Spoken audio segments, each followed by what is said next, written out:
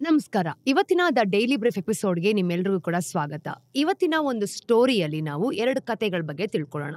ಮೊದಲನೇ ಕಥೆಯಲ್ಲಿ ಕಾರ್ಮಿಕರಿಗೆ ವಾಸ ಮಾಡಕ್ಕೆ ಜಾಗ ಇಲ್ದಿರೋಂಥ ಕಾರಣ ಭಾರತದ ಫ್ಯಾಕ್ಟರಿ ಕನ್ಸ್‌ಗಳು ಯಾಕೆ ಹಿಂದೆ ಬೀಳ್ತಿದೆ ಅಂತ ನೋಡೋಣ. ಮತ್ತೆ ಎರಡನೇ ಕಥೆಯಲ್ಲಿ ಬ್ಲಿಂಕಿಟ್‌ನ 10 ನಿಮಿಷ ಡೆಲಿವರೀಸ್ ನಿಜವಾಗ್ಲೂ ಹೇಗೆ ಕೆಲಸ ಮಾಡ್ತಿದೆ, ಮತ್ತೆ ಅದು ಈಗ ತನ್ನ ಪ್ರಾಡಕ್ಟ್ಸ್‌ನ ಸ್ಟಾಕ್ ಮಾಡೋ ರೀತಿಯನ್ನ ಯಾಕೆ ಬದಲಾಯಿಸ್ತಿದೆ ಅಂತಾನೂ ಕೂಡ ಮಾತಾಡೋಣ. ಎಲ್ರಿಗೂ ಸ್ವಾಗತ. ಇವತ್ತು ಶುಕ್ರವಾರ ಜುಲೈ 18. ನಾನು ನಿಮ್ಮ ನಿರೂಪಕಿ ಚಂದನಾ ಗೌಡ. ಬನ್ನಿ ಅಪ್ಡೇಟ್ಸ್ ಅನ್ನ ನೋಡ್ಕೊಂಬರೋಣ. ಭಾರತದ ಮ್ಯಾನುಫ್ಯಾಕ್ಚರಿಂಗ್ ಕಥೆಯಲ್ಲಿ ದೊಡ್ಡದಾಗಿ ಏನೋ ನಡೀತಿದೆ. ಅದ್ರ ಬಗ್ಗೆ ಮಾತಾಡಬೇಕಾದಷ್ಟು ನಾವು ಮಾತಾಡ್ತಾನೆ ಇಲ್ಲ. ಕಳೆದ ವಾರ ಎಲೆಕ್ಟ್ರಾನಿಕ್ಸ್ ಜಾಯಿಂಟ್ ಫಾಕ್ಸ್ಕಾನ್ ತನಗೆ ಕೇಳಬಹುದಾದ ಎಲ್ಲ ಸಪೋರ್ಟ್ನೊಂದಿಗೆ ಭಾರತದಲ್ಲಿ ಹೇಗೆ ಶಾಪ್ನ ಸೆಟಪ್ ಮಾಡಿತ್ತು ಅಂತ ನಾವು ಕವರ್ ಮಾಡಿದ್ವಿ ಅಲ್ವಾ. ಇನ್ನು ಕಂಪನಿಗೆ ಲ್ಯಾಂಡ್ ಕೂಡ ಕೊಡಲಾಗಿತ್ತು, ಅಂದ್ರೆ ಭೂಮಿ. ಇನ್ನು ರೆಗ್ಯುಲೇಷನ್ಸ್ನ ನ್ಯಾವಿಗೇಟ್ ಮಾಡೋದಕ್ಕೆ ಸಹಾಯ ಕೂಡ ಮಾಡಿದ್ರು. ಮತ್ತೆ ಜಿಯೋಪೊಲಿಟಿಕಲ್ ಟೇಲ್ ವಿಂಡ್ಸ್ ಗಳಿಂದ ಬೆನಿಫಿಟ್ ಕೂಡ ಆಗ್ತಿತ್ತು. ಈ ಕಥೆಯ ಒಂದು ಪ್ರಮುಖ ಭಾಗ ಹೆಚ್ಚಾಗಿ ಗಮನಕ್ಕೆ ಬರೋದೇ ಇಲ್ಲ. ಅದು ಈ ಫ್ಯಾಕ್ಟರೀಸ್ ಗಳಲ್ಲಿ ನಿಜವಾಗ್ಲೂ ಕೂಡ ಕೆಲಸ ಮಾಡೋ ಜನರ ಬಗ್ಗೆ. ಸಾವಿರಾರು ಕಾರ್ಮಿಕರು ಕೆಲಸಕ್ಕಾಗಿ ಒಂದು ಹೊಸ ಜಾಗಕ್ಕೆ ಬಂದಾಗ ಮೈಗ್ರೇಟ್ ಆಗ್ತಾರೆ ಅಲ್ವಾ, ಅಂದ್ರೆ ವಲಸೆ ಬರ್ತಾರೆ. ಅವರು ವಾಸಿಸಬೇಕಾದ್ರೆ ಎಲ್ಲಿ ಹೋಗ್ಬೇಕು? ಫಾಕ್ಸ್ಕಾನ್ನ ಕೇಸಲ್ಲಿ ಕಂಪನಿ ಸ್ಕ್ರಾಚ್ ನಿಂದ ಕಾರ್ಮಿಕರಿಗೆ ಮನೆ ಕಟ್ಟಿ ಕೊಡಬೇಕಾಗ್ತಿತ್ತು. ಇನ್ನು ತಮಿಳುನಾಡುವಿನ ಒಂದು ಶ್ರೀ ಪೆರಮಂದೂರಲ್ಲಿ ನಾವು ನೋಡಿದಾಗ ಸುಮಾರು 18,000 ಕಾರ್ಮಿಕರಿಗೆ ಸ್ಥಳಾವಕಾಶ ಮಾಡೋದಕ್ಕೂ ಕೂಡ ಕೊಟ್ಟಿದ್ರು. ಇನ್ನು ಮಾಸಿವ್ ಡೋರ್ ಮಿಟೋರೀಸ್ ನ ಸೆಟಪ್ ಮಾಡೋದಕ್ಕೆ ಅದು $230 ಮಿಲಿಯನ್ ಹೆಚ್ಚಾಗಿ ಖರ್ಚು ಮಾಡಿತ್ತು. ಅದು ಕೇವಲ ಒಂದು ಕಂಪನಿ, ಒಂದು ಫ್ಯಾಕ್ಟರಿ ಅಷ್ಟೇ. ಆದ್ರೆ ಭಾರತ ನಿಜವಾಗ್ಲೂ ತನ್ನ ಒಂದು ಮೇಕ್ ಇನ್ ಇಂಡಿಯಾ ಕನ್ಸನ್ನ ಸ್ಕೇಲ್ ಅಪ್ ಮಾಡಿಕೊಂಡು ಗ್ಲೋಬಲ್ ಮ್ಯಾನುಫ್ಯಾಕ್ಚರಿಂಗ್ ಹಬ್ ಆಗಬೇಕು ಅಂತಂದ್ರೆ ಅದಕ್ಕೆ ತನ್ನ ಎಲ್ಲಾ ಇಂಡಸ್ಟ್ರಿಯಲ್ ಕ್ಲಸ್ಟರ್ಸ್ ಗಳಾದ್ಯಂತನೂ ಕೂಡ ಇಂತಹ ಇನ್ನು ಹಲವಾರು ಅಂದ್ರೆ ವರ್ಕರ್ ಹೌಸಿಂಗ್ ಪ್ರಾಜೆಕ್ಟ್ಸ್ ಬೇಕೇ ಬೇಕಾಗತ್ತೆ. ಸರಿಯಾದ ವಸತಿ ಇಲ್ದಿದ್ರೆ, ಈಗ ಕಾರ್ಮಿಕರಿಗೆ ಉಳ್ಕೊಳ್ಳೋದಕ್ಕೆ ಜಾಗನೇ ಇಲ್ಲ ಅಂತಂದ್ರೆ ಕಾರ್ಖಾನೆಗಳಿಗೆ ಬೇಕಾದ ವರ್ಕ್ ಫೋರ್ಸ್ ಸಿಗೋದೇ ಇಲ್ಲ. ಮತ್ತೆ ಪೂರ್ತಿ ಒಂದು ಇಂಡಸ್ಟ್ರಿಯಲ್ ಸ್ಟ್ರಾಟಜಿ ಅಲ್ಗಾಡೋದಕ್ಕೆ ಶುರು ಆಗೋಗತ್ತೆ. ಇದೇನು ಹೊಸ ಐಡಿಯಾ ಅಲ್ಲ ಬಿಡಿ. ಹಿಸ್ಟ್ರಿಯಾದ್ಯಂತ ನಾವು ನೋಡಿದಾಗ ವರ್ಲ್ಡ್ ಕ್ಲಾಸ್ ಮ್ಯಾನುಫ್ಯಾಕ್ಚರಿಂಗ್ ಪರಿಸರ ವ್ಯವಸ್ಥೆಗಳನ್ನ ನಿರ್ಮಿಸಿದ ದೇಶಗಳಾಗಿ ತೋರತ್ತೆ. ಅಂದ್ರೆ ತಮ್ಮ ಕಾರ್ಮಿಕರಿಗೆ ವಾಸಿಸಬೇಕಾದ್ರೆ ಒಂದು ಜಾಗ ಇದೆ ಅಂತಾನು ಕೂಡ ಕನ್ಫರ್ಮ್ ಮಾಡ್ಕೊಂಡಿರ್ತಾರೆ. ಇನ್ನು ಯುಕೆಯ ಬೌನ್ವಿಲೆ ಅದನ್ನೇ ಉದಾಹರಣೆಗಾಗಿ ತಗೊಳ್ಳಿ. ಅದೊಂದು ಕೇವಲ ಚಾಕ್ಲೇಟ್ ಬಾರ್ ಮೇಲೆ ಅಂಟಿಸಿದ ಹೆಸರಾಗ್ಲಿಲ್ಲ. ಅದು ನಿಜವಾಗ್ಲೂ ಕೂಡ ಒಂದು ಕ್ಯಾಡ್ಬರಿ ಫ್ಯಾಮಿಲಿ ತಮ್ಮ ಒಂದು ಫ್ಯಾಕ್ಟರಿ ಕಾರ್ಮಿಕರಾಗಿ ನಿರ್ಮಿಸಿದ ಒಂದು ಹಳ್ಳಿಯಾಗಿತ್ತು. ಈಗ ಬಾಟಾ ಕೂಡ ಇದನ್ನೇ ಮಾಡ್ತು. ತಮ್ಮ ಒಂದು ಶೂ ಫ್ಯಾಕ್ಟರೀಸ್ ಗಳ ಸುತ್ತ ಪೂರ್ತಿ ಟೌನ್ಸ್ ಗಳಲ್ಲಿ ನಿರ್ಮಿಸಿಕೊಂಡು ಅದರಲ್ಲಿ ವೆಸ್ಟ್ ಬೆಂಗಾಲ್ನ ಒಂದು ಬಾಟಾ ನಗರ್ ಕೂಡ ಒಂದಂತ ಗೊತ್ತಾಗತ್ತೆ. ಆದ್ರೆ ಈ ಮಾಡೆಲ್ ನಿಜವಾಗ್ಲೂ ಕೂಡ ಟೇಕ್ ಆಫ್ ಆಗಿದ್ದು ಈಸ್ಟ್ ಏಷ್ಯಾದಲ್ಲಿ. ತೈವಾನ್ ಮತ್ತೆ ಈ ಒಂದು ಚೈನಾದಲ್ಲಿ ನೀವು ನೋಡಿದಾಗ ಸರ್ಕಾರ ಪ್ರೈವೇಟ್ ಕಂಪನಿಗಳ ಜೊತೆ ಸೇರ್ಕೊಂಡು ಸ್ಪೆಸಿಫಿಕ್ ಆಗಿ ಫ್ಯಾಕ್ಟರಿಗಳನ್ನ ಅಂದ್ರೆ ಕಾರ್ಮಿಕರಿಗೋಸ್ಕರನೇ ಮೀಸಲಾದ ವಸತಿಯನ್ನು ಕೂಡ ನಿರ್ಮಿಸ್ತಾ ಇತ್ತು. ಫಾಕ್ಸ್ಕಾನ್ ಕೂಡ ಈ ಕಥೆಯ ಒಂದು ದೊಡ್ಡ ಭಾಗ ಆಗಿತ್ತು ನೋಡಿ. ಅದು ಚೈನಾದಲ್ಲಿ ಮ್ಯಾನುಫ್ಯಾಕ್ಚರಿಂಗ್ ಅನ್ನ ಸೆಟಪ್ ಮಾಡಿದಾಗ ಅದರ ಕಾರ್ಮಿಕರು ಹೆಚ್ಚಾಗಿ ನೀವು ನೋಡಿ ಗ್ರಾಮೀಣ ಪ್ರದೇಶಗಳಿಂದ ಬಂದಿರೋರಾಗಿರ್ತಿದ್ದು. ಅಂದ್ರೆ ವಾಸಿಸಲು ಜಾಗ ಬೇಕಾಗ್ತಿದ್ದ ಈ ಒಂದು ಯುವ ವಲಸಿಗರು ಅಂತ ಹೇಳ್ತೀವಿ. ಇನ್ನು ಚಿಕ್ಕ ವಯಸ್ಸಲ್ಲೇ ಇರುವಂತಹ ಮೈಗ್ರೆಂಟ್ಸ್ ಅಂತ ಎಲ್ರಿಗೂ ಕೂಡ ಗೊತ್ತಿರುತ್ತೆ. ಅವ್ರು ಏನ್ ಮಾಡ್ತಾರೆ, ಈ ಒಂದು ಹೌಸಿಂಗ್ ನ ಜಾಬ್ ಆಫರ್ ಏನಿರುತ್ತೆ ಅದನ್ನ ಭಾಗ ಆಗೇನೆ ಸೇರಿಸ್ಕೊಂಡು ಒಂದು ಜಾಗದಿಂದ ಇನ್ನೊಂದು ಜಾಗಕ್ಕೆ ಕೆಲಸವನ್ನ ಹುಡ್ಕೊಂಡು ಬರ್ತಿದ್ರು. ಫಾಕ್ಸ್ಕಾನ್ ಮತ್ತೆ ಲೋಕಲ್ ಗವರ್ಮೆಂಟ್ ಒಟ್ಟಿಗೆ ಸೇರ್ಕೊಂಡು ಡಾಮ್ಸ್, ರೆಸ್ಟೋರೆಂಟ್ಸ್ ಮತ್ತೆ ಮಾಲ್ಸ್ ಹಾಗೆ ಹಾಸ್ಪಿಟಲ್ಸ್ ಇರೋ ಪೂರ್ತಿ ಟೌನ್ಶಿಪ್ಸ್ ಗಳನ್ನೇ ಕ್ರಿಯೇಟ್ ಮಾಡಿದ್ರು. ಇವು ಸ್ಟ್ರಿಕ್ಟ್ ರೂಲ್ಸ್ ಮತ್ತೆ ಇಕ್ಕಟ್ಟಾದ ಜಾಗಗಳು ಅಂತ ಗೊತ್ತಾಗತ್ತೆ. ಅಂದ್ರೆ ಅದರಲ್ಲಿ ಫೇಮಸ್ ಆಗಿದೆ ಅಂತ. ಆದ್ರೂ ಕೂಡ ಅವು ಚೈನಾದ ಮ್ಯಾನುಫ್ಯಾಕ್ಚರಿಂಗ್ ಒಂದು ಪವಾಡ ಅಂತ ಏನ್ ಹೇಳ್ತೀವಿ, ಮಿರಾಕಲ್ ಆಗೇನೆ ಬ್ಯಾಕ್ ಬೋನ್ ಆಗಿ ಕಾಣುತ್ತೆ. ಭಾರತ ಕೂಡ ಇದನ್ನೇ ಟ್ರೈ ಮಾಡಿತ್ತು. ಪೋಸ್ಟ್ ಇಂಡಿಪೆಂಡೆನ್ಸ್ ಅಲ್ಲಿ ನಾವು ನೋಡಿದಾಗ ವರ್ಷಗಳಲ್ಲಿ ಗವರ್ಮೆಂಟ್ ಒಂದು ಪಬ್ಲಿಕ್ ಸೆಕ್ಟರ್ ಕಂಪನಿಗಳ ಮೂಲಕ ತನ್ನ ಒಂದು ಇಂಡಸ್ಟ್ರಿಯಲ್ ಈ ಒಂದು ಮಸಲ್ ಬಿಲ್ಡಪ್ ಮಾಡ ಹಾಗೆ ಇದನ್ನು ಕೂಡ ಕಾಣ್ತಾ ಇದ್ದಿದ್ದು. ಬುಖಾರೋ ಮತ್ತೆ ರೂರ್ಕೆಲಾ ತರದ ಟೌನ್ಸ್ ಗಳನ್ನ ನೀವು ನೋಡಿ ಸ್ಕ್ರಾಚ್ ನಿಂದ ಕ್ರಿಯೇಟ್ ಮಾಡಿದ್ರು. ಅವನ್ನ ನೀವು ಸ್ಟೀಲ್ ಪ್ಲಾಂಟ್ಸ್ ಗಳ ಸುತ್ತ ನಿರ್ಮಿಸಲಾಗಿತ್ತು ಅಂತಾನೂ ಕೂಡ ಗೊತ್ತಾಗುತ್ತೆ ಇನ್ ಕೇಸ್ ನೀವು ನೋಡಿದ್ರೆ. ಹಾಗೆಯೇ ಈ ಒಂದು ಹೌಸಿಂಗ್ ಮನೆಗಳು ಕಟ್ಟೋದಾಗಿರ್ಬೋದು ಅದರ ಒಂದು ಮಾಸ್ಟರ್ ಪ್ಲಾನ್ಸ್ ನ ಕೂಡ ಭಾಗ ಮಾಡ್ಕೊಂಡಿರ್ತಿದ್ರು. ಆದ್ರೆ ಒಮ್ಮೆ ಪ್ರೈವೇಟ್ ಸೆಕ್ಟರ್ ಟೇಕ್ ಓವರ್ ಮಾಡೋದಕ್ಕೆ ಶುರು ಮಾಡಿದ್ಮೇಲೆ ಈ ಒಂದು ಅಪ್ರೋಚೇ ಬದಲಾಗೋಯ್ತು. ಪ್ರೈವೇಟ್ ಕಂಪನಿಗಳಿಗೆ ಇಂತಹ ಒಂದು ಟೌನ್ಶಿಪ್ಸ್ ನಿರ್ಮಿಸೋಕೆ ಎಂಕರೇಜ್ ಅಥವಾ ಸಪೋರ್ಟ್ ಮಾಡೋಕೆ ಆಗ್ಲಿಲ್ಲ. ಅಂದ್ರೆ ಆ ಐಡಿಯಾ ನೀವು ನೋಡಿದಾಗ ನಿಧಾನವಾಗಿ ಮರೆ ಆಯ್ತು ಅಂತ ಗೊತ್ತಾಗುತ್ತೆ. ಕೇವಲ PSU ಎಕೋಸಿಸ್ಟಮ್ ನಲ್ಲಿ ಉಳಿದುಕೊಂಡಿರೋದು. ಇವತ್ತು ಹೆಚ್ಚಿನ ಇಂಡಿಯನ್ ಫ್ಯಾಕ್ಟರಿನ ನೀವು ನೋಡಿದಾಗ ಕಾರ್ಮಿಕರು ಅನ್ಆಥರೈಸ್ಡ್ ಅಥವಾ ಇನ್ಫಾರ್ಮಲ್ ಹೌಸಿಂಗ್ ನಲ್ಲಿ ವಾಸಿಸ್ತಾ ಇದ್ದಾರೆ. ಇವನ್ನ ಸಣ್ಣ ಲ್ಯಾಂಡ್ ಲಾರ್ಡ್ಸ್ ಅಥವಾ ಲೇಬರ್ ಕಾಂಟ್ರಾಕ್ಟರ್ಸ್ ಯಾರೆಲ್ಲ ಇರ್ತಾರೆ ಅವ್ರು ಸೆಟಪ್ ಮಾಡ್ತಾರೆ. ಇನ್ನು ಪ್ರೊಫೆಷನಲ್ ಪ್ರೊಫೆಷನಲ್ ಡೆವಲಪರ್ಸ್ ಖಂಡಿತವಾಗ್ಲೂ ಅಲ್ಲ. ಅವು ಕೂಡ ತುಂಬಾ ಇಕ್ಕಟ್ಟಾಗಿರತ್ತೆ, ಮತ್ತೆ ಪೂರ್ ಸ್ಯಾನಿಟೈಸೇಷನ್ಸ್ ಇರತ್ತೆ. ಯಾವುದು ಕೂಡ ಅಷ್ಟು ಅಚ್ಚುಕಟ್ಟಾಗಿರೋದೇ ಇಲ್ಲ. ಹೆಚ್ಚಾಗಿ ಕ್ಲೀನ್ ವಾಟರ್ ಅಥವಾ ರಿಲಯಬಲ್ ಎಲೆಕ್ಟ್ರಿಸಿಟಿ ತರದ ಬೇಸಿಕ್ ಸರ್ವಿಸ್ಗಳ ಕೊರತೆನೂ ಕೂಡ ಇರತ್ತೆ. ಆದ್ರೆ ಹಲವು ಕಾರ್ಮಿಕರಿಗೆ ಇರೋ ಬೆಸ್ಟ್ ಆಪ್ಷನ್ ಇನ್ನೂ ಇವೆ. ಅಂದ್ರೆ ಹೆಚ್ಚಾಗಿ ಯಾಕೆ ಗೊತ್ತಾ, ಅವು ಫ್ಯಾಕ್ಟ್ರಿಗಳಿಗೆ ಹತ್ರದಲ್ಲೇ ಇರುತ್ತೆ ಮತ್ತೆ ತುಂಬಾ ಕಡಿಮೆ ರೇಟಲ್ಲಿ ಇರುತ್ತೆ ಅಂತ ಅವ್ರು ಬೇರೆ ಆಪ್ಷನ್ ಇಲ್ಲದೆ ಇದನ್ನೇ ಚೂಸ್ ಮಾಡ್ಕೊಳ್ತಾರೆ. ಡೆಲ್ಲಿಯ ಗಾರ್ಮೆಂಟ್ ಕ್ಲಸ್ಟರ್ಸ್ ಗಳನ್ನೇ ತಗೊಳ್ಳಿ. ಈಗ ಓಕ್ಲಾ ತರದ ಜಾಗಗಳಲ್ಲಿ ಏನ್ ಮಾಡ್ತಾರೆ, ಕಾರ್ಮಿಕರು ಹೆಚ್ಚಾಗಿ ಶೇಡ್ ರೂಮ್ಸ್ ಗಳಲ್ಲಿ ವಾಸಿಸ್ತಾರೆ ಅಲ್ವಾ. ಇನ್ನು ತಿಂಗಳಿಗೆ ಸುಮಾರು ಅವರಿಗೆ 3,000 ಸಿಗತ್ತೆ ಅಂತ ಅನ್ಕೊಳ್ಳೋಣ. ಅದನ್ನ ಅವರು ಬಾಡಿಗೆಯಾಗಿ ಕೊಡ್ಬೋದು ಅಥವಾ ಹೆಚ್ಚು ಕಡಿಮೆ ಅವರ ಸಂಬಳದ ಅರ್ಧದಷ್ಟು. ಪ್ರತಿಯೊಂದು ರೂಮ್ ನ ನೀವು ನೋಡಿದಾಗ ಅದರಲ್ಲಿ ಬೇಕಾದಷ್ಟು ಜನ ರೂಮ್ ನ ಶೇರ್ ಮಾಡ್ಕೊಳ್ತಾರೆ. ಮತ್ತೆ ಸಾಮಾನ್ಯವಾಗಿ ಹಲವು ರೂಮ್ಸ್ ಗಳಿಗೆ ಒಂದೇ ಬಾತ್ರೂಮ್ ಇರುತ್ತೆ. ಇನ್ನು ಆ ಕಾಲನೀಸ್ ನ ಇವರೆಲ್ಲ ಜೀವನ ಮಾಡ್ತಿರ್ತಾರಲ್ಲ, ಆ ಏರಿಯಾನ ನೀವು ನೋಡಿದಾಗ ರೆಗ್ಯುಲೇಟೆಡೇ ಆಗಿರಲ್ಲ. ಅಷ್ಟು ಬಿಡಿ, ಈ ಐಡಿಯಾ ಅಂದ್ರೆ ಏನು ಅಂತಾನೂ ಕೂಡ ಅವ್ರಿಗೆ ಗೊತ್ತಿರಲ್ಲ. ಆದ್ರೆ ಅವು ಅವೈಲೇಬಲ್ ಇದೆ ಅಂತ, ಹಾಗೆ ತುಂಬಾ ಹತ್ರದಲ್ಲಿದೆ ಅಂತ ಜನಗಳು ಅದನ್ನ ಆಪ್ಟ್ ಮಾಡ್ಕೊಳ್ತಾರೆ. ಇನ್ನು ಜೀವನ ನಡೆಸೋದಕ್ಕೆ ಒದ್ದಾಡ್ತಿರೋ ಹೆಚ್ಚಿನ ಕಾರ್ಮಿಕರಿಗೆ ಮುಖ್ಯ ಆಗೋದು ಇಷ್ಟು ಮಾತ್ರ. ಅವ್ರಿಗೆ ಇದಕ್ಕಿಂತ ತುಂಬಾ ಬೆಸ್ಟ್ ಆಗಿರೋದು ಯಾಕಿಲ್ಲ ಅಂತ ನೀವು ಯೋಚನೆ ಮಾಡ್ಬೋದು. ಸಣ್ಣ ಉತ್ತರ ಇಷ್ಟೇ, ಅವ್ರ ಹತ್ರ ಹಣ ಇರೋದಿಲ್ಲ.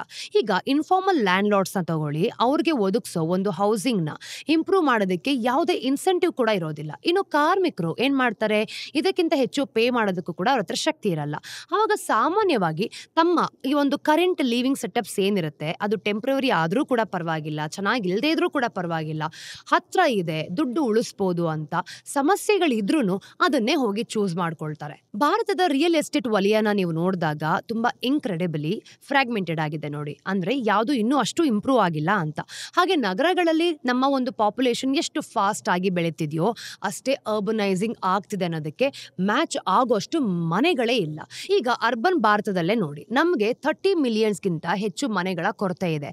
ಮತ್ತೆ ಲೋ ಇನ್ಕಮ್ ಕಾರ್ಮಿಕರಿಗಾಗಿ ಅತಿ ಹೆಚ್ಚು ಹೊಡೆತನೂ ಕೂಡ ಬಿದ್ದಿದೆ. ಆದ್ರೆ ಏನ್ ಮಾಡ್ತಿದ್ದಾರೆ, ಈ ಪ್ರಾಪರ್ ವರ್ಕರ್ ಹೌಸಿಂಗ್ ಏನಿರುತ್ತೆ ಅಲ್ವಾ, ಅದನ್ನ ನಿರ್ಮಿಸೋದಕ್ಕೆ ಗೌರ್ಮೆಂಟ್ಸ್ ಒಂದು ಪ್ರೈವೇಟ್ ಕಂಪನಿಗಳ ಹತ್ರ ಮತ್ತೆ ರಿಯಲ್ ಎಸ್ಟೇಟ್ ಡೆವಲಪರ್ಸ್ ನಡುವೆನೂ ಕೂಡ ಕೋಆರ್ಡಿನೇಷನ್ ಬೇಕು, ಅದನ್ನು ಕೂಡ ಕರೆಕ್ಟ್ ಆಗಿ ಕೊಡಲ್ಲ.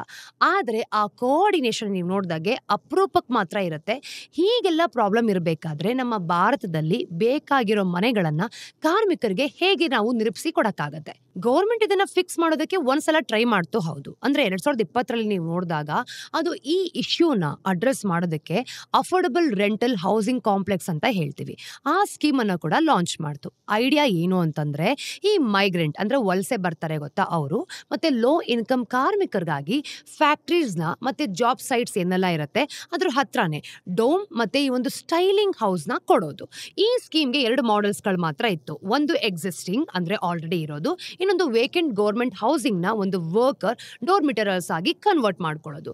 ಇನ್ನೊಂದು ಪ್ರೈವೇಟ್ ಅಥವಾ ಪಬ್ಲಿಕ್ ಎಂಟಿಟೀಸ್ ಅಂತ ಏನ್ ಹೇಳ್ತೀವಿ, ಅಂದ್ರೆ ನಮ್ಮ ಭೂಮಿ ಮೇಲೆ ಹೊಸ ರೆಂಟಲ್ ಮನೆಗಳನ್ನ ಬಿಲ್ಡ್ ಮಾಡಿಕೊಂಡು ಅವನ್ನ 25 ವರ್ಷಗಳ ಕಾಲ ಆಪರೇಟ್ ಮಾಡೋದಕ್ಕೆ ಅಲೋ ಮಾಡೋದು. ಆದ್ರೆ ಸ್ಕೀಮ್ ಟೇಕ್ ಆಫ್ ಆಗೋದಕ್ಕೆ ಫೇಲ್ ಆಗೋಯ್ತು. ಈಗ ಮಾಡೆಲ್ 1 ಅದರ ಅಡಿಯಲ್ಲಿ ನೀವು ನೋಡಿದಾಗ ಕನ್ವರ್ಟ್ ಆಗಬೇಕಾಗಿದ್ದ ಮನೆಗಳ 7% ಕಡಿಮೆ ಮಾತ್ರ ನಿಜವಾಗ್ಲೂ ARHC ಯೂನಿಟ್ಸ್ ಆಗಿತ್ತು. ಇನ್ನು ಮಾಡೆಲ್ 2ರಲ್ಲಿ ನಾವು ನೋಡಿದಾಗ ಈ ಒಂದು ಪೂರ್ತಿ ದೇಶಾದ್ಯಂತ ಕೇವಲ ಸುಮಾರು 35,000 ಬೆಡ್ಸ್ ಕ್ರಿಯೇಟ್ ಮಾಡಲಾಗ್ತಿತ್ತು. ಮತ್ತೆ ಅವುಗಳಲ್ಲಿ ಹಲವು ಫ್ಯಾಕ್ಟ್ರೀಸ್ ಹತ್ರನೂ ಕೂಡ ಇದ್ಯಾವುದು ಇರಲಿಲ್ಲ. ಸೊ ಉದ್ದೇಶ ಏನು, ಇವೆಲ್ಲನೂ ಇದ್ರೂ ಕೂಡ ಇದನ್ನ ಎಕ್ಸಿಕ್ಯೂಷನ್ ಮಾಡೋದಕ್ಕೆ ಸ್ಪಷ್ಟವಾಗಿ ನಾವು ಹಿಂದೆ ಬಿದ್ದಿದ್ದೀವಿ ಅಂತ. ಪ್ರೈವೇಟ್ ಸೆಕ್ಟರ್ ಕೂಡ ಇದರ ಮಧ್ಯೆ ಪ್ರವೇಶ ಮಾಡೋದಕ್ಕೆ ಸಾಧ್ಯ ಆಗ್ಲೇ ಇಲ್ಲ. ಭಾರತದಲ್ಲಿ ಹೌಸಿಂಗ್ ನ ನಿರ್ಮಿಸೋದು ಎಕ್ಸ್ಟ್ರೀಮ್ಲಿ ಕಾಂಪ್ಲೆಕ್ಸ್ ಮತ್ತೆ ಎಕ್ಸ್ಪೆನ್ಸಿವ್ ಕೂಡ. ಇನ್ನು KPMG ಇದೊಂದು ರಿಪೋರ್ಟ್ ಪ್ರಕಾರ ನೀವು ನೋಡಿದಾಗ ದೇಶದ 80% ಹೆಚ್ಚು ಕನ್ಸ್ಟ್ರಕ್ಷನ್ ಪ್ರಾಜೆಕ್ಟ್ಸ್ ಆಗಿರ್ಬೋದು ಕಾಸ್ಟ್ ಓವರ್ ರನ್ಸ್ ಗಳನ್ನ ಎದುರಿಸ್ತಾ ಇದೆ. ಮತ್ತೆ ಹೆಚ್ಚು ಕಡಿಮೆ ಅರ್ಧದಷ್ಟು ಡಿಲೇ ಆಗಿದೆ ಕೂಡ. ಆ ತರದ ರಿಸ್ಕ್ ಅನ್ನ ನೀವು ನೋಡಿದಾಗ ಅಫೋರ್ಡಬಲ್ ಹೌಸಿಂಗ್ ತರದ ಈ ಒಂದು ಲೋ ರಿಟರ್ನ್ ಪ್ರಾಜೆಕ್ಟ್ಸ್ ಗಳಿಗೆ ಸೆನ್ಸ್ ಆಗೋದೇ ಇಲ್ಲ ಅಂತಾನೂ ಕೂಡ ಅನ್ಸ್ಬೋದು. ಸೊ ಡೆವಲಪರ್ಸ್ ಏನ್ ಮಾಡ್ತಾರೆ, ಸಹಜವಾಗಿ ಇದ್ರ ಬದಲು ಪ್ರೀಮಿಯಂ ಹೌಸಿಂಗ್ ಮೇಲೆ ಫೋಕಸ್ ಮಾಡ್ತಾರೆ. ಅಲ್ಲಿ ಹೆಚ್ಚಿನ ಲಾಭ ಸಿಗುತ್ತೆ ಮತ್ತೆ ಫೈನಾನ್ಸ್ ಮಾಡೋದು ಕೂಡ ತುಂಬಾನೇ ಸುಲಭ. ಭಾರತದಲ್ಲಿ ಲೋ ಕಾಸ್ಟ್ ಹೌಸಿಂಗ್ ನ ನಿರ್ಮಿಸೋದು ಇಷ್ಟೊಂದು ಕಷ್ಟ ಅಂತ ಎಲ್ರಿಗೂ ಗೊತ್ತು. ಹೀಗಾಗಿರೋದಕ್ಕೆ ಒಂದು ಕಾರಣ ಭೂಮಿಯನ್ನ ಹೇಗೆ ಕ್ಯಾಟಗರೈಸ್ಡ್ ಮಾಡಬೇಕು ಮತ್ತೆ ರೆಗ್ಯುಲೇಟೆಡ್ ಮಾಡಬೇಕು ಅನ್ನೋದ್ರಲ್ಲಿದೆ. ಈಗ ಭಾರತದಲ್ಲಿ ನೀವು ಭೂಮಿನ ತಗೊಳ್ಳಿ, ಸಾಮಾನ್ಯವಾಗಿ ಏನಾಗುತ್ತೆ, ಈಗ ವಲಯಗಳಾಗಿ ನಾವು ವಿಂಗಡಣೆ ಮಾಡ್ತೀನಿ ಅಲ್ವಾ. ಅಂದ್ರೆ ಅಂದ್ರೆ ರೆಸಿಡೆನ್ಷಿಯಲ್ ಅಂತ ಒಂದಿರುತ್ತೆ, ಕಮರ್ಷಿಯಲ್ ಅಂತ ಒಂದಿರುತ್ತೆ, ಮತ್ತೆ ಇಂಡಸ್ಟ್ರಿಯಲ್ ಅಂತ ಒಂದಿರುತ್ತೆ. ಪ್ರತಿಯೊಂದು ಝೋನ್‌ಗೂ ಕೂಡ ತನ್ನದೇ ಆದ ರೂಲ್ಸ್‌ಗಳು ಖಂಡಿತವಾಗ್ಲೂ ಇರುತ್ತೆ. ಈಗ ಅದ್ರಲ್ಲಿ ನೀವು ಏನ್ ಮಾಡ್ಬೋದು, ಈ ಒಂದು ಝೋನ್ ಮೇಲೆ ನೀವು ಮನೆಗಳನ್ನ ಕಟ್ಬೋದು, ಅಥವಾ ಅದನ್ನ ರೆಂಟ್‌ಗೆ ಕೊಡ್ಬೋದು, ಇಲ್ಲ ಇಂಡಸ್ಟ್ರಿಯಲ್ ಆಗಿ ಮಾಡ್ಬೋದು. ಇದೆಲ್ಲದರಿಂದ ಹಿಡಿದು ನೀವೇನಾದ್ರೂನು ಅದನ್ನ ಮತ್ತೆ ಒಂದು ರೂಪಾಂತರ ಮಾಡ್ತೀರಾ ಅಂತಂದ್ರೆ, ನೀರು, ಎಲೆಕ್ಟ್ರಿಸಿಟಿ ಎಷ್ಟು ಪೇ ಮಾಡ್ತೀರಿ ಎಲ್ಲದ್ರ ಮೇಲೂನು ಕೂಡ ಅದು ಪರಿಣಾಮ ಬೀಳತ್ತೆ. ವರ್ಕರ್ ಹೌಸಿಂಗ್ ಈ ಕ್ಯಾಟಗರೀಸ್ ಅಲ್ಲಿ ನೀವು ನೋಡಿದಾಗ ಯಾವುದಕ್ಕೂ ಕೂಡ ಸರಿಯಾಗಿ ಫಿಟ್ ಆಗೋದೇ ಇಲ್ಲ. ಕೆಲವು ರಾಜ್ಯಗಳಂತೂ ಅದನ್ನ ರೆಸಿಡೆನ್ಷಿಯಲ್ ಅಂತ ಟ್ರೀಟ್ ಮಾಡತ್ತೆ, ಬೇರೆಯವರಂತೂ ಅದನ್ನ ಕಮರ್ಷಿಯಲ್ ಅಂತಾನೆ ಕರೆಯೋದು. ಕೆಲವು ಇಂಡಸ್ಟ್ರಿಯಲ್ ಪ್ಲಾಟ್ಸ್ ಮೇಲೆ ಅದಕ್ಕೆ ಅವಕಾಶನೇ ಕೊಡೋ ಹಾಗಿಲ್ಲ. ಇನ್ನು ನೋಯ್ಡಾದಲ್ಲಿ ನೀವು ನೋಡಿದಾಗ ಫಾರ್ ಎಕ್ಸಾಂಪಲ್, ಈಗ ಇಂಡಸ್ಟ್ರಿಯಲ್ ಲ್ಯಾಂಡ್ ಮೇಲೆ ಹೌಸಿಂಗ್ ಕಟ್ಟೋ ಹಾಗಿಲ್ಲವೇ ಇಲ್ಲ ಅಂತ ರೂಲ್ ಹಾಕಿದ್ದಾರೆ. ಇನ್ನು ತಮಿಳ್ನಾಡುವಲ್ಲಿ ಗಂಡಸರಿಗಾಗಿರೋ ಈ ಹಾಸ್ಟೆಲ್ಸ್ಗಳು ಏನೆಲ್ಲ ಇರುತ್ತೆ ಗೊತ್ತಾ, ಅದು ಕಮರ್ಷಿಯಲ್ ಪ್ರಾಪರ್ಟೀಸ್ ಅಂತ ಟ್ರೀಟ್ ಮಾಡಲಾಗತ್ತೆ. ಆದ್ರೆ ವರ್ಕಿಂಗ್ ಈಗ ಕೆಲಸ ಮಾಡುವಂತ ಹೆಂಗಸರು ಇರ್ತಾರೆ ಗೊತ್ತಾ, ಅವ್ರಿಗೆ ಹಾಸ್ಟೆಲ್ಸ್ಗಳು ಕೂಡ ವಿನಾಯಿತಿ ಇದ್ದೇ ಇರುತ್ತೆ. ಕರ್ನಾಟಕದಲ್ಲೇ ತಗೊಳ್ಳಿ, ಈಗ ವರ್ಕರ್ ಹೌಸಿಂಗ್ಗೆ ನೀವು ನೋಡಿದಾಗ ಹೆಚ್ಚು ಕಡಿಮೆ ಎಲ್ಲನೂ ಕೂಡ ಅಲೋ ಮಾಡ್ತಾರೆ, ಯಾವುದೇ ಸ್ಪಷ್ಟತೆ ಇಲ್ಲ. ಮತ್ತೆ ಇದು ಅಟ್ ಸ್ಕೇಲ್ ಪ್ರಾಜೆಕ್ಟ್ಸ್ ಪ್ಲಾನ್ ಮಾಡೋದನ್ನ ಕಷ್ಟ ಮಾಡ್ಕೊಳ್ಳುತ್ತೆ. ಈ ಕ್ಲಾಸಿಫಿಕೇಶನ್ಸ್ ವೆಚ್ಚಗಳ ಮೇಲೂ ಪರಿಣಾಮ ಬಿದ್ದೇ ಬೀಳುತ್ತೆ. ನಿಮ್ಮ ಹೌಸಿಂಗ್ ಕಮರ್ಷಿಯಲ್ ಲ್ಯಾಂಡ್ ಮೇಲೆ ಇದ್ರೆ ನೀವೇನ್ ಮಾಡ್ತೀರಿ, ರೆಸಿಡೆನ್ಷಿಯಲ್ ಲ್ಯಾಂಡ್ಗಿಂತ ಸೌಲಭ್ಯಗಳಿಗೆ ತುಂಬಾನೇ ಹೆಚ್ಚಿನ ರೇಟ್ಸ್ ಗಳನ್ನ ಪೇ ಮಾಡಬೇಕು ಅಲ್ವಾ. ಅದು ಫೈನಾನ್ಷಿಯಲ್ ಬರ್ಡನ್ ಅನ್ನು ಕೂಡ ಹೆಚ್ಚಿಸಬಹುದು. ಹಾಗೆ ಈ ಒಂದು ಬಿಲ್ಡಿಂಗ್ ಕೋಡ್ಸ್ಗಳು ಕೂಡ ಇದ್ದೇ ಇರುತ್ತೆ. ಇದೆಲ್ಲದ್ರ ಮೇಲೂ ಪ್ರತಿಯೊಂದು ವಿಷಯಗಳು ಡಿಪೆಂಡ್ ಆಗಿರುತ್ತೆ ನೋಡಿ. ಅಂದ್ರೆ ಇದು ಹೋಗ್ತಾ ಹೋಗ್ತಾ ಇನ್ನೂ ಕೆಟ್ಟದಾಗಿಸ್ಬೋದು ಅಂತ.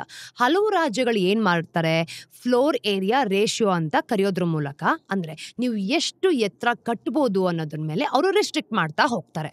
ಈಗ ನೀವು ಹೆಚ್ಚು ಜನರಿಗೆ ವಸತಿನ ಕಲ್ಪಿಸ್ಬೇಕು ಅಂತ ಅನ್ಕೊಂಡಿರ್ತೀರಾ, ಆಗ ನಿಮ್ಮ ಹತ್ರ ಹೆಚ್ಚಾಗಿ ಲ್ಯಾಂಡ್ ಇರಬೇಕು. ಸೊ ಬೇಸಿಕ್ಲಿ ಏನಾಗುತ್ತೆ ಗೊತ್ತಾ, ಇದೆಲ್ಲದ್ರಿಂದ ನಿಮ್ಗೆ ಜಾಸ್ತಿ ಕಾಸ್ಟ್ ಹೆಚ್ಚುತ್ತಾ ಹೋಗ್ತಾನೆ ಇರುತ್ತೆ. ಕೆಲವು ರಾಜ್ಯಗಳಂತೂ ಈ ಒಂದು ವರ್ಕರ್ ಹೌಸಿಂಗ್ ನಲ್ಲಿ ಪಾರ್ಕಿಂಗ್ ಸ್ಪೇಸಸ್ ಕೂಡ ಡಿಮ್ಯಾಂಡ್ ಮಾಡ್ತಾರೆ. ಅಂದ್ರೆ ವಾಹನಗಳನ್ನ ಹೊಂದಿಲ್ದಿರೋ ಲೋ ಇನ್ಕಮ್ ಕಾರ್ಮಿಕರಿಗೆ ಇದು ಸೆನ್ಸ್ ಆಗೋದೇ ಇಲ್ಲ. ಯಾರಾದ್ರೂ ರೆಗ್ಯುಲೇಟರಿ ಗೊಂದಲದಿಂದ ಇರ್ತಾರೆ ಅಂತ ಅನ್ಕೊಳ್ಳೋಣ, ಅದರಿಂದ ಪಾರಾದ್ರೂನುವೆ ಅವ್ರಿಗೆ ಇನ್ನೂ ಫೈನಾನ್ಸಿಂಗ್ ಬೇಕು ಅಂತ ಅನ್ಸುತ್ತೆ. ಆದ್ರೆ ಬ್ಯಾಂಕ್ಸ್ ಮತ್ತೆ ಇನ್ವೆಸ್ಟರ್ಸ್ ಇಂತಹ ಪ್ರಾಜೆಕ್ಟ್ಸ್ ಗಳಲ್ಲಿ ಹಣ ಹಾಕೋದಕ್ಕೆ ಹಿಂದೆ ಮುಂದೆ ನೋಡ್ತಾರೆ. ಯಾಕೆ ಗೊತ್ತಾ, ರಿಟರ್ನ್ಸ್ ಕಡಿಮೆ, ರಿಸ್ಕ್ ಜಾಸ್ತಿ ಅಂತ. ಹಾಗೆ ಭಾರತದಲ್ಲಿನ ಒಂದು ಬಾಡಿಗೆಗಳನ್ನ ನೀವು ನೋಡೋದಾದ್ರೆ ಎಷ್ಟು ಇನ್ಕಮ್ ಬರುತ್ತೆ, ಜಾಸ್ತಿ ಇನ್ಕಮ್ ಬರೋದೇ ಇಲ್ಲ, ಕೇವಲ 2.3% ಮಾತ್ರ. ಏಷ್ಯಾದಲ್ಲಿ ನೀವು ನೋಡಿದಾಗ ಈ ಒಂದು ಇನ್ಕಮ್ ತುಂಬಾ ಕೆಟ್ಟದಾಗಿದೆ ಅಂತ ಅನ್ಸುತ್ತೆ. ಅದಕ್ಕೋಸ್ಕರನೇ ಹೌಸಿಂಗ್ ವಿಷಯಕ್ಕೆ ಬಂದಾಗ ಪ್ರೈವೇಟ್ ಡೆವಲಪರ್ಸ್ ಸುಮ್ನೆ ನಮ್ಗಿದ್ ಯಾಕೆ ಬೇಕು ತಲೆನೋವು ಅಂತ ದೂರ ಉಳಿಯೋದು. ಆದ್ರೂ ಕೆಲವು ಒಂದು ಸಕ್ಸಸ್ ಸ್ಟೋರೀಸ್ ಖಂಡಿತವಾಗ್ಲೂ ಇದೆ. ಫಾಕ್ಸ್ಕಾನ್ ಹೌಸಿಂಗ್ ಪ್ರಾಜೆಕ್ಟ್ಸ್ ನೀವು ನೋಡಿದಾಗ ಅವುಗಳಲ್ಲಿ ಒಂದು ಅಂತ ಗೊತ್ತಾಗೋದು. ಇನ್ನೊಂದು ತಮಿಳ್ನಾಡುವಿನ ಈ ತ್ರಿಪುರಾನಲ್ಲಿನೂ ಕೂಡ ಇಂತಹ ಒಂದು ಸಕ್ಸಸ್ಫುಲ್ ಸ್ಟೋರಿ ಇರೋದು. ಅಲ್ಲಿನ ಲೋಕಲ್ ಗವರ್ಮೆಂಟ್ ಮತ್ತೆ ಪ್ರೈವೇಟ್ ಪ್ಲೇಯರ್ಸ್ ಒಟ್ಟಿಗೆ ಸೇರ್ಕೊಂಡು ಗಾರ್ಮೆಂಟ್ ಕಾರ್ಮಿಕರಿಗೋಸ್ಕರನೇ ಒಂದು ಟೌನ್ಶಿಪ್ ಅನ್ನು ಕೂಡ ನಿರ್ಮಿಸಿದ್ರು. ಇನ್ನು ಗುಜರಾತ್ ಕೂಡ ಇದೇ ತರದ ಮಾಡೆಲ್ಗಳನ್ನ ಬಳಸ್ಕೊಂಡು ತನ್ನ ಒಂದು ಸನ್ನದ್ ಇಂಡಸ್ಟ್ರಿಯಲ್ ಕ್ಲಸ್ಟರ್ಸ್ ಹತ್ರ ಹಾಸ್ಟೆಲ್ ಅನ್ನ ನಿರ್ಮಿಸಿ ಈ ಪ್ರಾಜೆಕ್ಟ್ಸ್ಗಳು ಕೆಲಸ ಮಾಡಿದ್ದು ಯಾವ ರೀತಿ ಸಕ್ಸಸ್ಫುಲ್ ಆಗಬಹುದು ಅನ್ನೋದನ್ನ ತೋರಿಸಿದ್ರು. ಯಾಕೆ ಅಂತಂದ್ರೆ ಅವನ್ನ ಗವರ್ಮೆಂಟ್ ಮತ್ತೆ ಪ್ರೈವೇಟ್ ಪ್ಲೇಯರ್ಸ್ ನಡುವಿನ ಅಂದ್ರೆ ಪಾರ್ಟ್ನರ್ಶಿಪ್ಸ್ ಅಷ್ಟು ಚೆನ್ನಾಗಿ ಡಿಸೈನ್ ಮಾಡಲಾಗ್ತಿತ್ತು. ಪಾತ್ರಗಳಂತೂ ತುಂಬಾ ಕ್ಲಿಯರ್ ಆಗಿದೆ, ಮತ್ತೆ ನಂಬರ್ಸ್ ಗಳು ವರ್ಕ್ ಆಗೋ ಹಾಗೆ ಮಾಡೋಕೆ ಸ್ವಲ್ಪ ಮಟ್ಟಿನ ಸಪೋರ್ಟ್ ಕೂಡ ಇತ್ತು. ಇದೆಲ್ಲ ನಾವು ನೋಡಿದಾಗ ಎಲ್ಲೋ ಒಂದ್ ಕಡೆ ಸ್ಟೆಪ್ ಬೈ ಸ್ಟೆಪ್ ಆ ಒಂದು ಹಂತಕ್ಕೆ ನಾವು ಹೋಗ್ತಿದೀವಿ ಅಂತ ಅನ್ಸುತ್ತೆ. ಕೆಲವು ಕಂಪನಿಗಳು ತಮ್ಮ ಒಂದು CSR ಫಂಡ್ಸ್ ನ ಬಳಸ್ಕೊಂಡು ಹೌಸಿಂಗ್ ಅನ್ನ ನಿರ್ಮಿಸ್ತಾ ಇದೆ.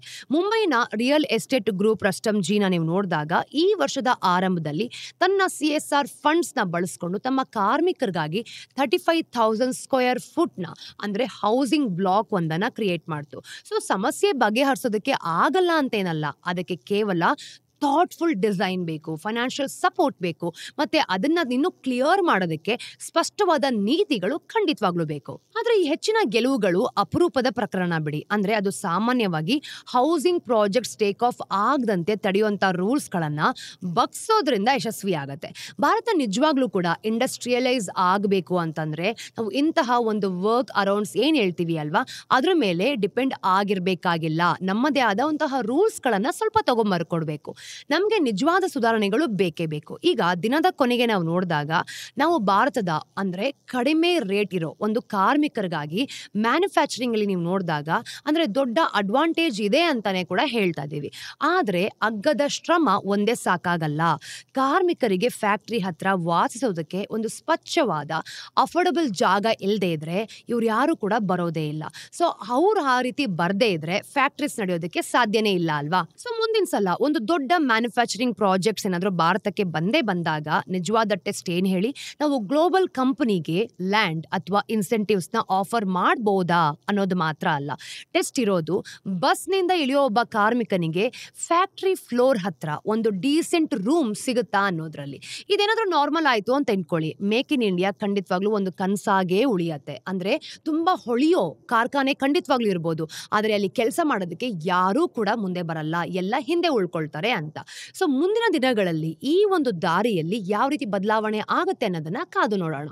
ಈಗ ಮುಂದಿನ ಸ್ಟೋರಿಯಲ್ಲಿ ತುಂಬಾ ಇಂಟ್ರೆಸ್ಟಿಂಗ್ ಆಗಿರೋ ವಿಷಯದ ಬಗ್ಗೆ ಮಾತಾಡ್ತಿದೀವಿ. ಕೆಲವು ವರ್ಷಗಳ ಹಿಂದೆ ಹೋಗಿ ಯಾರಾದ್ರೂ ಕೇವಲ 10 ನಿಮಿಷದಲ್ಲಿ ನಿಮ್ಮ ಮನೆ ಬಾಗ್ಲಿಗೆ ದಿನ ಎಲ್ಲ ಏನು ಉಪಯೋಗ ಮಾಡ್ತೀವಿ ಅಲ್ವಾ, ಆ ಗ್ರಾಸರೀಸ್ನ ಡೆಲಿವರ್ ಮಾಡ್ತಾರೆ ಅನ್ನೋ ಐಡಿಯಾನ ಕೇಳಿದ್ರೆ ಏನ್ ಅನ್ಸ್ತಿತ್ತು ನಿಮ್ಗೆ? ರೆಡಿಕ್ಯುಲಸ್ ಅನ್ಸ್ತಿತ್ತು ಅಲ್ವಾ?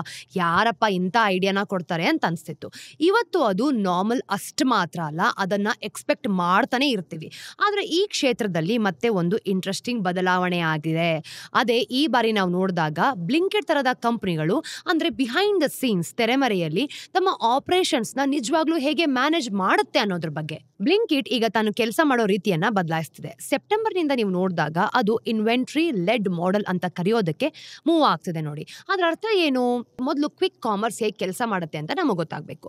ಬ್ಲಿಂಕಿಟ್, ಜೆಪ್ಟೋ ಅಥವಾ ಇನ್ಸ್ಟಾಮಾರ್ಟ್ ತರದ ಆಪ್ ಗಳನ್ನ ನೀವು ಅರ್ಥ ಮಾಡ್ಕೊಳ್ಳಿ. ಈಗ ಒಂದು ನೇಲ್ ಕಟರ್ ಆಗಿರ್ಬೋದು ಅಥವಾ ಒಂದು ಪ್ಯಾಕೆಟ್ ಟೊಮೊಟೊ ಅನ್ನ ನಮ್ಮ ಮನೆಗೆ 10 ನಿಮಿಷದಲ್ಲಿ ಹೇಗೆ ತಲುಪಿಸುತ್ತೆ ಅಂತ ನಾವು ಯೋಚನೆ ಮಾಡಬೇಕು. ಮೇಲ್ನೋಟಕ್ಕೆ ಮ್ಯಾಜಿಕ್ ತರ ಕಾಣ್ಬೋದು, ಆದ್ರೆ ನಿಜವಾಗ್ಲೂ ಕೂಡ ನಮ್ಗೆ ಕಾಣಿಸ್ತಾ ಇರೋ ತುಂಬಾ ಲಾಜಿಸ್ಟಿಕ್ಸ್, ಡೇಟಾ ಮತ್ತೆ ನಿರ್ಧಾರಗಳ ಒಂದು ಕಾಂಪ್ಲೆಕ್ಸ್ ಡ್ಯಾನ್ಸ್ ತರ ಇರುತ್ತೆ. ಅಂದ್ರೆ ಹಿಂದೆ ಈ ಒಂದು ಆಪ್ಸ್ ಗಳು ಇಷ್ಟು ಕೆಲಸ ಮಾಡುತ್ತೆ ಅಂತ. ಕ್ವಿಕ್ ಕಾಮರ್ಸ್ ಭಾರತದಲ್ಲಿ ಮೊದಲು ಬಂದಾಗ ಜನರಿಗೆ ಅದ್ರ ಬಗ್ಗೆ ಏನು ಅಂದ್ಕೊಳ್ಬೇಕು ಅಂತಾನೆ ಗೊತ್ತಾಗ್ತಿರ್ಲಿಲ್ಲ. 10 ನಿಮಿಷದಲ್ಲಿ ಅಂದ್ರೆ ದಿನ ನಾವು ಯೂಸ್ ಮಾಡುವಂತಹ ವಸ್ತುಗಳನ್ನ ಯಾವ ರೀತಿ ತಗೊಂಬಂದ್ ಕೊಡತ್ತೆ, ಯಾರಗ್ ತಾನೇ ಬೇಕು ಅಂತ ಎಲ್ಲರೂ ಕೂಡ ಹಿಂಜರಿತಾ ಇದ್ರು. ಆದ್ರೆ ಕಾಲ ಒಂದೇ ರೀತಿ ಇರ್ಲಿಲ್ಲ ಅಲ್ವಾ? ಇವತ್ತು ಲಕ್ಷಾಂತರ ಜನ ಈ ಆಪ್ ಗಳನ್ನ ರೆಗ್ಯುಲರ್ ಆಗಿ ಬಳಸ್ತಾರೆ. ಅವುಗಳಿಲ್ಲದೆ ಇದ್ರೆ ಜೀವನವನ್ನ ಊಹಿಸ್ಕೊಳ್ಳೋದೇ ಕಷ್ಟ. ಅಂದ್ರೆ ಇತ್ತೀಚಿನ ಎಸ್ಟಿಮೇಟ್ಸ್ ಪ್ರಕಾರ ಭಾರತದಲ್ಲಿ ಕ್ವಿಕ್ ಕಾಮರ್ಸ್ ಪ್ಲಾಟ್ಫಾರ್ಮ್ಸ್ ಮೂಲಕ ಮಾರಾಟವಾದ ವಸ್ತುಗಳ ಒಟ್ಟು ಮೌಲ್ಯವನ್ನ ನೀವು ನೋಡಿದ್ರೆ ಅಂದ್ರೆ 2025ರಲ್ಲಿ ಸುಮಾರು 64,000 ಕ್ರೋರ್ಸ್ಗೆ ಏರ್ಕೊಂಡಿದೆ. ಅದೊಂದು ದೊಡ್ಡ ಸಂಖ್ಯೆ ಅಲ್ವಾ? ವಿಶೇಷವಾಗಿ ಹಲವಾರು ಅಂದ್ರೆ ಬೇರೆ ಬೇರೆ ದೇಶಗಳಲ್ಲಿ ಬೆಳೆಯೋದಕ್ಕೆ ಒದ್ದಾಡ್ತಿರೋ ಬಿಸ್ನೆಸ್ ಮಾಡೆಲ್ಗೆ ನಾವು ಕಂಪೇರ್ ಮಾಡಿದ್ರೆ ಇದು ತುಂಬಾನೇ ಜಾಸ್ತಿ. ಇಲ್ಲಿ ಅದು ಯಾಕೆ ಅಷ್ಟು ಚೆನ್ನಾಗಿ ಕೆಲಸ ಮಾಡ್ತಿದೆ? ಹೌದು, ಭಾರತವನ್ನ ನಾವು ತಗೊಂಡಾಗ ಕಡಿಮೆ ಇರೋ ಈ ಒಂದು ಲೋ ಲೇಬರ್ ಕಾಸ್ಟ್ ಗಳಿಗೆ ಸಹಾಯ ಮಾಡುತ್ತೆ ಅಂತ ಹೇಳ್ಬೋದು.